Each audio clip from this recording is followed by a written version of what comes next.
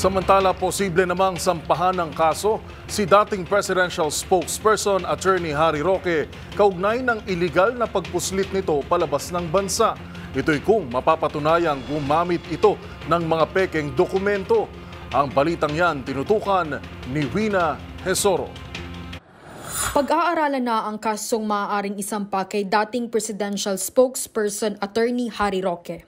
Ito ay matapos makumpirmang nakalabas na ng Pilipinas si Roque kasama ang kanyang asawa. Sa panayam sa 2x2 kay Dana Sandoval, ang spokesperson ng Bureau of Immigration, sinabi nitong posibleng sampahan ng kaso si Attorney Roque sa pamimeke ng papeles oras na malaman na may nangyaring falsification of public documents. Ayon kay Sandoval, hindi pa matiyak kung saan ba dumaan ang mag-asawa dahil sa ngayon ay wala pa silang makitang anumang record ng dalawa. Aniya, walang kasong pwedeng isampa kay Roque dahil sa iligal na paglabas ng Pilipinas.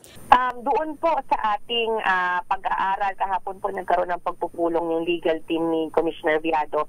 Nalaman na walang direct na kaso na maipafile doon sa illegal na lumabas ng Pilipinas. Maaari po itong mahulog sa falsification of public documents kasi may definitely may pasaporte yan. Maaaring may finalsify na clearances para tanggapin po doon sa destination. Sa destination.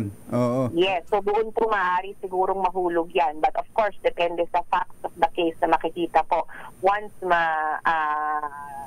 investigahan at makuha ang kanyang travel documents. Nauna nang sinabi ni Attorney Roque sa programang Balansyado kahapon na nagtungo siya sa Abu Dhabi para panumpaan ang kanyang inihaing counter affidavit sa Department of Justice. Para sa MBC TV Network News, ito si Wina Hesoro ng DZRH, una sa Pilipinas, una sa Pilipino.